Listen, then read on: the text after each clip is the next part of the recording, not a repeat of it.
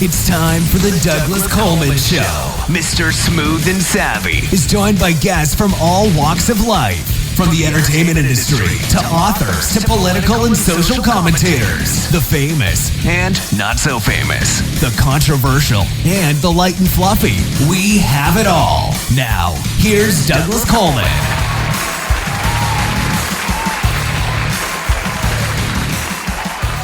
Okay, please welcome to the Douglas Coleman Show, Scott Petersen. Hi, Scott. How are you? Hey, Douglas. How you doing? Oh, I'm doing fine. I know you probably get asked this 1,000 times, but do you get confused with the guy who's on trial for killing his wife in California because of your name? Well, that's happened on occasion. Hopefully people know that the guy is safely in jail. So, it's a weird quirk, but things happen. Well, you don't look like him, do you? Well, I guess it depends on what look like means. I'm not, I mean, in some regards, maybe yes, but I don't think if you saw our pictures next to each other, you would confuse us. Okay, maybe from afar, maybe from a football field distance away, it would be hard to tell because I think we have the same color hair. But all right. Besides that, I'm not sure we'd be confused. Are you guys about the same age? I don't know how old he is actually. I haven't really followed that story, but Well, listen, he's from California, so listen, there was a lot more out here when that happened because it was more of a, it was certainly a local story. Although I believe that happened up in the Northern California, if I'm not mistaken. But regardless, it was So I on occasion still have people say stuff to me about it. So that's life, I guess. Well, yeah, it could have been worse. I mean, you could have had a different name. You could have had Charlie Manson or Jeffrey Dahmer or any of those, right? I hear you. There was a kid in high school whose last name was Manson. So yeah, things like that are unfortunate. The worst I get confused with a stuntman in Hollywood, a fairly famous stuntman named Doug Coleman. So that's why I use Douglas. Okay. But if you looked at us, there would be no way you could mistake the two. I mean, I think he's about 6'4" and built like a linebacker, and probably 20 years at least younger than me. So nobody's confusing us. And you look like a kicker. I don't know. No, I look like the coach. Actually, that's probably my look. Me and fair enough. The old Don Shula look with the spandex. Sort of stretchy pants, Hager slacks. Yeah, that's me. And did you have the hat on? You always had the hat, I remember, back in the day. No, I don't wear a hat in the studio. No point to that. But, certainly. Out in the street, maybe. Yeah, certainly getting the belly, though. That's for sure. I definitely have the perfect body for radio. Absolutely. Got it. Yeah. Got it. Well, the voice sounds very good for radio. I'll give you that. Well, thank you. You got to have that at least. I think if you're doing radio, you have the pipes, as they say, right? Yeah. All right. Well, let's talk about you. You are a producer, director, editor. One thing I did forget to ask: are you promoting anything at this point? Because I didn't see anything on the bio that said like new movie out or new anything. Or you promoting something? Yeah. So the Hitchhiking to the Edge of Sanity movie, it was just released on Amazon, and it's just on Tubi TV. So you can find that. It's like one of the apps you can get on your smart TV or, on your computer.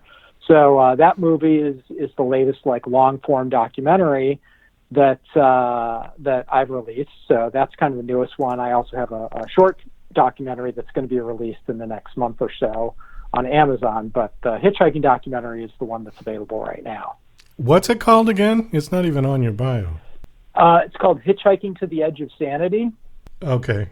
No, I just want to make sure it gets on there because when we put the show notes up, we want to have that title. Sure. So it's like hitchhikingdocumentary.com. You can find the information. Okay, tell us about it. So Hitchhiking to the Edge of Sanity is about these two guys who hitchhiked across the Sahara Desert in 1971 and survived to tell the tale. So one guy was a photographer. They were just out of college from University of Kansas. and the other guy is a writer. And so their idea was, well, Dick Russell is the writer and Steve Ewart is the photographer, and they kind of knew each other at school. And Dick said to Steve, "Why don't we go to Europe and Africa, and you'll take pictures and I'll write stories." And their idea was to find people from Kansas in these two places and write stories about them and then sell them to the publications back home. So there was the journalism and the photojournalism aspect to it. And so that's what they did. They went to Europe, and that's not really reflected in the movie. Most of the movie is just them in in Africa, going from Algeria to Ghana on this hitchhiking trip and surviving and having all sorts of crazy things happen to them. What kind of a distance is that? I have no reference in geography for how far that is that they hitchhiked. Right. So Algeria is in the northern part of Africa on the Mediterranean. Yeah. And so if you kind of go south from France, you'll kind of hit it. And so it's like, I don't know, 2,500 miles, and they basically headed almost directly straight south to Ghana, which is in kind of West Africa, and kind of where it curves on the eastern, right. I'm sorry, on the western chunk.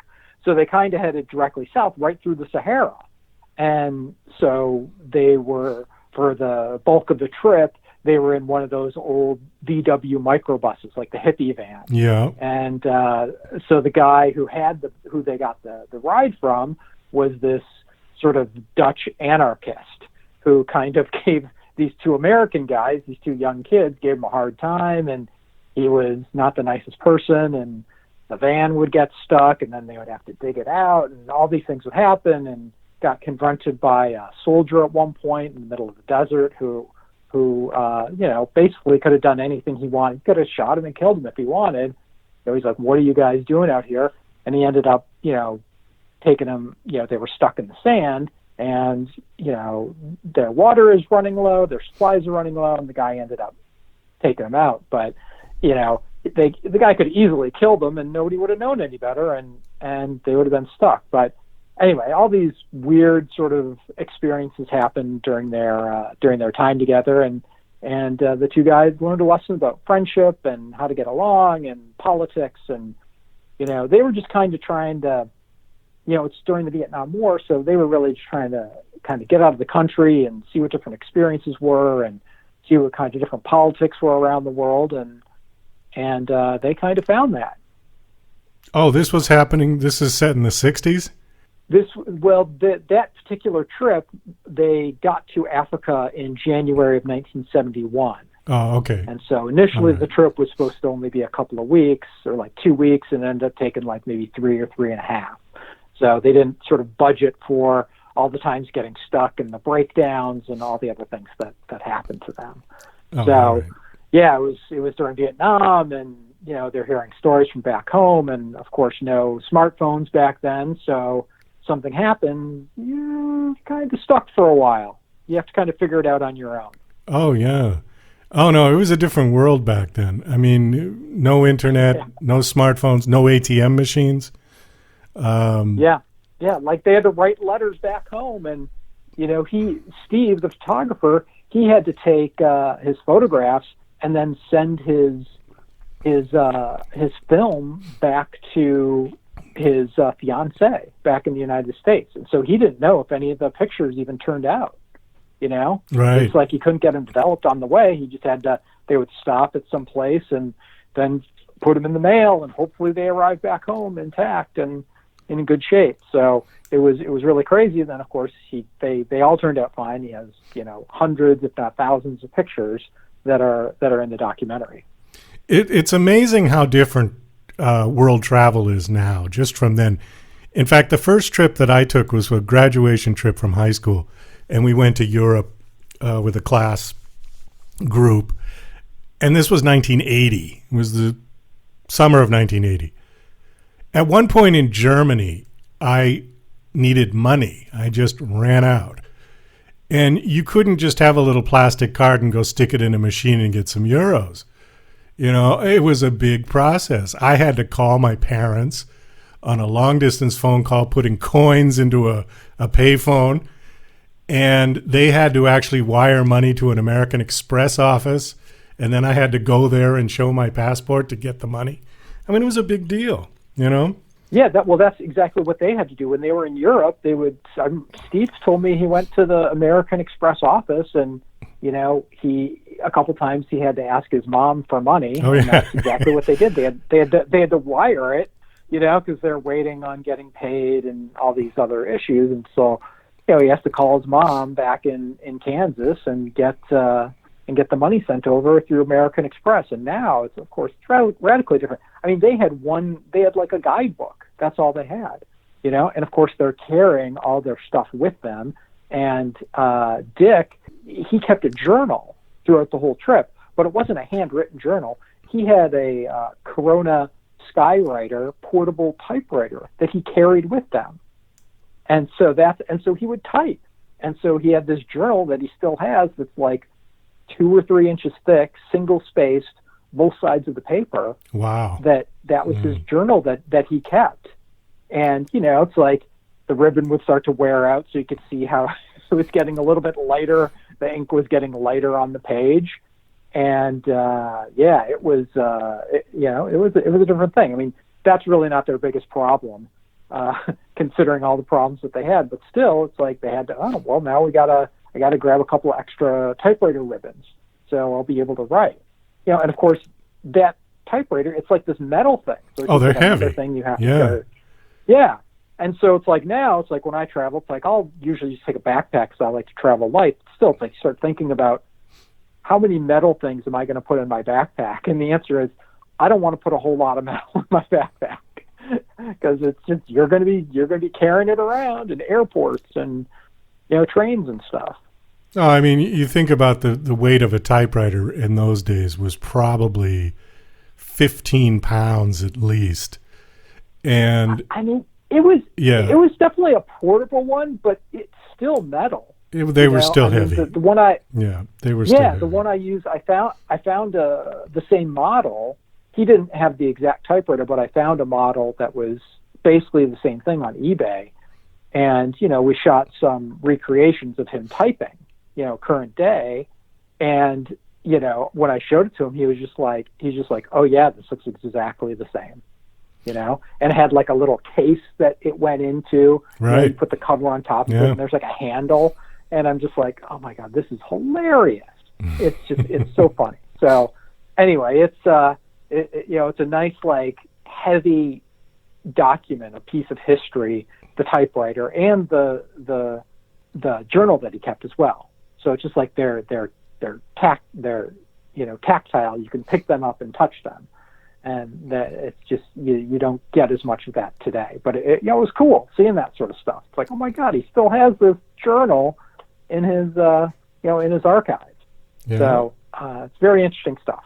Well, I definitely want to check it out. I think that sounds good. This is just kind of stuff that I'm into watching. So I will check it out. You're listening to Mr. Smooth and Savvy right here on the Douglas Coleman Show. We'll be right back after these commercial messages.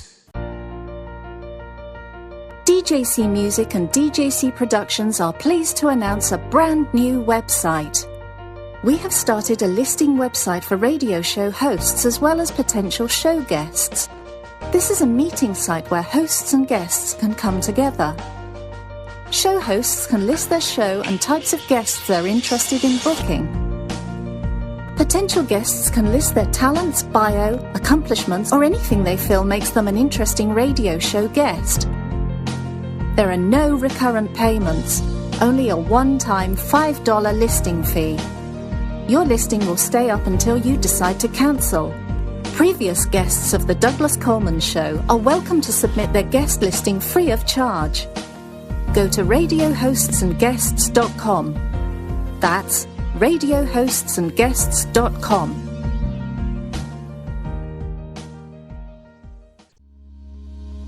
Love coffee, huh? But wait a minute. It seems like every time you finish a cup of coffee, you get all of these side effects along with it. heartburn, indigestion, upset stomach, acid reflux. As the world's first and only organic acid-free coffee, Tyler's Coffee is able to provide a healthier option in the solution for more than 100 million individuals who have sensitive stomachs or suffer from acid-related modalities. This is Tyler's acid-free coffee. Coffee without the consequences. Hi, this is John Morgan, production supervisor for DJC Productions. And you're listening to The Douglas Coleman Show. I did want to ask you something that is on this bio. It said you worked in John Hughes' office? I did. So I grew up outside of Chicago, and when I finished school, I ended up applying for this job. And, because John Hughes is known for, most of his movies were set in the Chicago suburbs, the northern Chicago suburbs. And so right out of school, I ended up getting this job, and I worked in his office for like a year. And so, and still talk to some people to this day who I met in that office years ago. But it was kind of a funny thing. They were shooting Dennis the Menace when I was there. Oh, yeah. I remember that. And they had just finished Home Alone 2. So that was sort of the era. So it wasn't quite the era from the 80s with like Ferris Bueller or 16 Candles, but he had definitely had some huge hits, because Home Alone, obviously, I think, if I'm not mistaken, if it wasn't the biggest comedy of all time, it was very close to it. Oh, yeah, that was a mega movie. Absolutely. Yeah, huge. Yeah. He just passed away not too long ago, didn't he? Yeah, I forget how many years ago, but his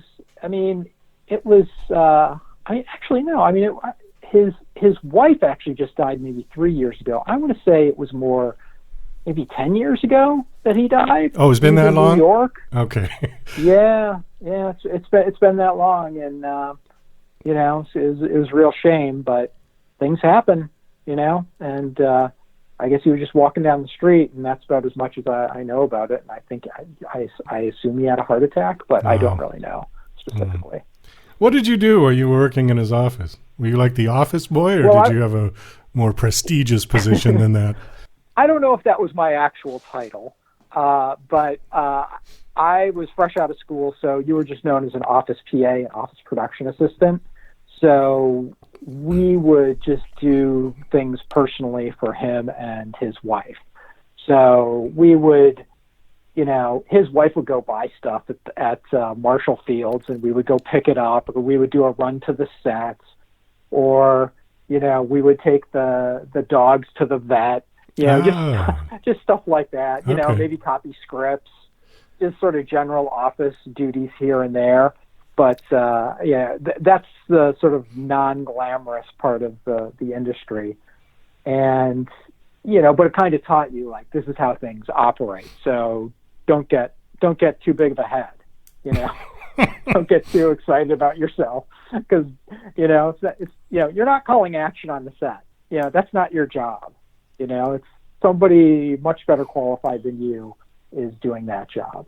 So you kind of have to work your way up and, learn about how all the stuff works and, navigate through it. And so, I spent about a year there, then just decided, it's time to make a change, and kind of went out on my own and kind of did my own things and freelance for a while. Well, these days, indie film obviously has exploded. And because of technology and the cheapness of really good digital cameras, pretty much anybody can make their films. It wasn't possible back then. Nobody was going out buying Panavision cameras to make an indie film.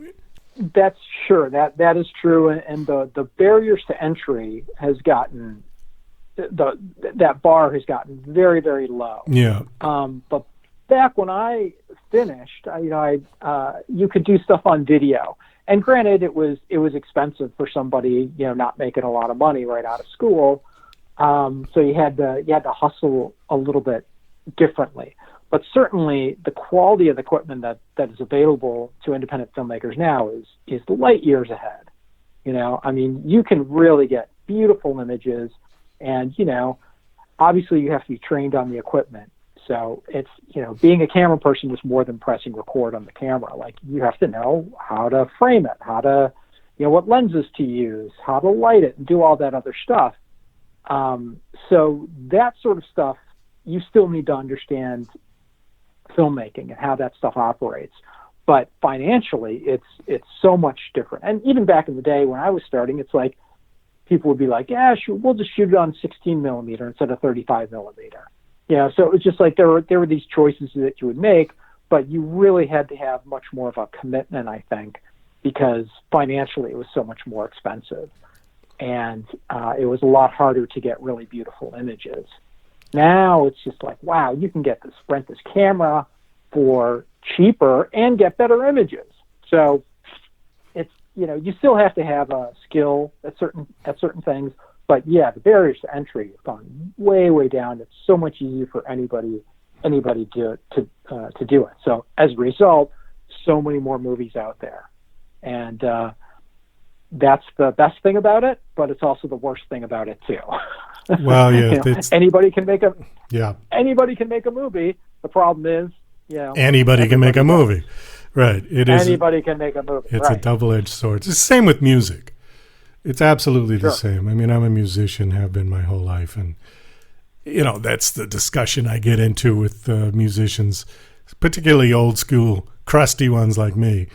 And that's the talk we always have. You still have to have a good song. It's got to still be a good song. If it's a crappy song, it doesn't matter if it's, if you use the latest technology and it sounds good. If it's a bad song, it's a bad song. So, and furthermore, it's like you have to worry about the marketing and getting it out there, and how to find a way to get people to listen to it or watch it in the case of a movie. That's true. Well, distribution, tell me a little bit about that. I'm sure you're familiar with it. If I make a film, and what do I do with it? How do I get it out there? I mean, I know with the music sites, you could just upload it. I mean, are there places like that where you can just upload your film, aside from YouTube and... Well, that's the whole thing. How do you monetize your movie, right? Yeah, if you just want to put it up on YouTube, and if you want to try to get through the advertising on that, I suppose you could do it. But I mean, the thing is, like, this is why you see the biggest movies out there are these franchise movies, like superheroes and that sort of stuff. Marvel Comics, because people already know about that stuff, and then you get the biggest stars in it. So it's like people know those actors. Now, from where I'm coming from, an independent film background, and also from documentaries, which are even a different deal. I mean, you can get your movie up onto Amazon, but it doesn't mean that you're going to sell any. You know what I mean? And for a lot of other places, in order to get it out there, to get it onto iTunes or to Apple TV or whatever, or into some of these other places, there are gatekeepers now. In the particular instance of Amazon, you actually can get your movie onto Amazon as an independent filmmaker, but Amazon, like a lot of other companies, or Apple, they don't want to deal with 1 million filmmakers with 1 million movies. They want to deal with one company that has 1 million movies. So there are these companies that are called aggregators. And so you have to submit your movie to an aggregator, typically for a price, or they take a percentage of whatever it sells, and then they have to go through the quality control and submit it to these platforms, whether it's Apple or Amazon or Tubi TV in my case, or Google Play, or any one of those places. Oh, okay. So there's like a quality control, and so it adds like another layer. And the other thing too is that are those aggregators going to be in business in a year? Like there was an aggregator a few years ago that went out of business, and basically there are filmmakers that were owed $50,000, and they went away. And guess what? If they owed you money, it went away. You didn't get anything. So it's just it's a big risk. I'm actually, listen, to the stuff that I put on Amazon, I know Amazon's going to pay me. But these other companies, it's like you're crossing your fingers. You're hoping that they're in business in 2 years. And if they are, great. If they aren't, well, but the distribution business in the film industry has always been sketchy. I mean, if you talk to any filmmaker, they will inevitably have a story about, oh yeah, I went with this one distributor and they said this, and then they didn't do that, and then I had to wait 3 years to get paid, and then only half of it was there. So listen, the entertainment industry doesn't have a great reputation for that sort of stuff. So it's it can be a little bit of a challenge, we'll say. Well, that's true. And I think in that sense, the major studios have an edge over the indie guys, because I think they have the distribution pretty much locked down, where, of course, yeah. Where indie guys really going to have to fend for themselves to get their movie out there. Yeah. Yeah. Well, it's, listen, you always have to negotiate from a position of strength. And if you don't have big stars in your movie, you can't do that. If you don't have something that people are clamoring for, then it's much more difficult to do. So, I mean, it's just like any sort of negotiation, and it just becomes that's the trick, and hopefully you can find a way and navigate through it. And people do break through, but it's just it's a very, very tiny percentage. So you just have to keep working it and being as smart about it as you can.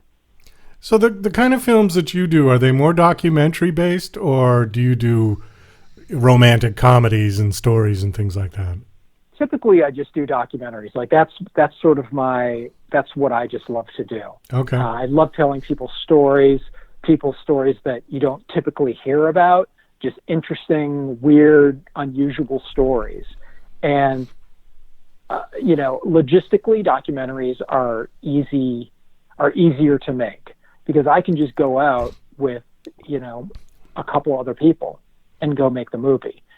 If you have to make a sort of dramatic movie or a comedy or whatever, there's all these other things that you have to do in order to get the movie rolling, and it costs way more money. And so it's just easier to make a movie if you're doing documentaries. Now, it's not necessarily easier to make a good movie. It's just easier logistically to make it. And as somebody who's been doing this a while, like, I work as an editor typically. So I can edit, I don't have to pay an editor. Sometimes I shoot, but typically I have a buddy of mine who shoots my stuff. I have to get a sound guy, and I have to get a person to do music. But a lot of the stuff I can do myself, because I've been doing it for long enough where I feel comfortable with it.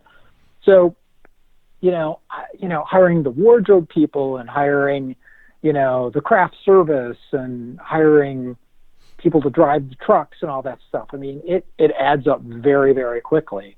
And so for a documentary, it's like, if we're just doing an interview, it's like, it can be like two people. And it just, then I can go off and cut the footage together and do as much of it myself as I can. Well, you don't have to build any sets, do you? You just, whatever's there, that's it. Right? You just shoot it, yeah? I mean, sometimes, like, you have to scout a location, let's say. So, sometimes, you go over to their house or whatever. Well, I thought we could shoot it here. And it's this little tiny room, and you're like, that's not going to look good on camera. What about this big room right here, and it has all this cool stuff in the background? Maybe a little bit better choice. So, but you're right. Do I have to go to a location and build something? Not really. There are times when people do recreations, and so you have to do some set dressing, let's say, or you just have to pick a good location. So that stuff definitely comes into play, but, everything is going to be less expensive for the most part. I mean, unless you're going to license a Beatles song, which of course you're probably never going to get to do. That's always going to be expensive. There's no two ways about that. At that point, you say, maybe I'll have a composer just write a really nice melody for this. Because good idea. The Beatles aren't licensing that song to you. They're just not going to do it. No. So, I heard that's $250,000 if they approve it. Right. Yeah. Listen, I've never. To me, it's like, am I even going to bother making that phone call? Listen, if I was the better way to go about that, the easier way to go about that, just become friends with Paul McCartney. There you go. Like that's the easier way to go about it. Which is to say, that's really, really hard. But you would be better off just trying to make friends with him or with Yoko Ono rather than like, oh, I'm just going to license that song. Ugh, just forget it. You're never going to do it.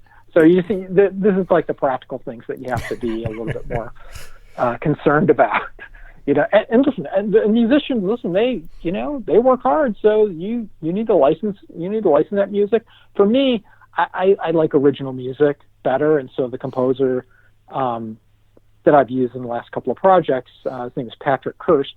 He comes up with original music, so it's like, you're never going to hear it. It's timed to the way that I cut the movie together, right? So it's all like an organic piece, right? And to me, that makes it better, rather than like, oh, there's this awesome song I want to drop in my movie here, and then it's like maybe the timing doesn't work out, and it's just you're adding extra. It's just like, just hire a really good composer. That's what they're there for. Hire a really good composer, and they'll make it great for you. Well, I agree. I mean, it makes more sense to have somebody tailor the music to your film rather than trying to piece in existing songs if it isn't the point. Do you know what I'm saying? Like you're talking about a Beatles song. I mean, unless the film is about the Beatles, putting a Beatles song in your film has very little aesthetic value, other than somebody's going to, because what's going to happen is they're going to be so distracted with, wow, there's a Beatles song in this, that they won't even watch your film. They won't even remember what's going on. I mean, part of it is like, listen, if you're doing Forrest Gump, then you probably want to have some period music in there. Period music, right? For like the typical independent filmmaker, it's just, I mean, on occasion you'll see really good stuff. Like there's a documentary filmmaker named Alex Gibney, and he does very high profile docs. I think he's won an Oscar, and I don't even want to know what their budget for music is because he puts in some bigger stuff, but he's like the one guy. He's the guy who can do that. Everybody else, it's like, probably better off spending your resources elsewhere. But he does put great music in there, and it fits and all that. But for everybody else, it's just you have to be, you have to use your resources differently. We'll say. I think that makes a lot of sense, Scott. We got to wrap this up. We are out of time, as they say. Do you have a website? All right. Do you have a website that you want to give out? People come check you out? Sure. If you want to get some information about Hitchhiking to the Edge of Sanity, you can go to hitchhikingdocumentary.com. It's out on Amazon right now, so you can rent it or buy it. It's out on Tubi TV if you want to watch it for free. And I have, there's another documentary called The Renaissance of Mata Ortiz, and that's at mataortizmovie.com. And that's a documentary I shot in Mexico about this little town that where they make ceramics. It's a fascinating story. So those are two good places to get information about me. And The Renaissance of Mata Ortiz is also out on Amazon as well. So check those out and drop me a line if you like. Great. Thanks so much for coming on. This was a nice conversation. Best of luck. I'm going to check out the Hitchhiking one. That just sounds right up my alley. All right. Well, thank you very much, Douglas, for your time. I appreciate it. It was fun chatting with you, and hope you're well.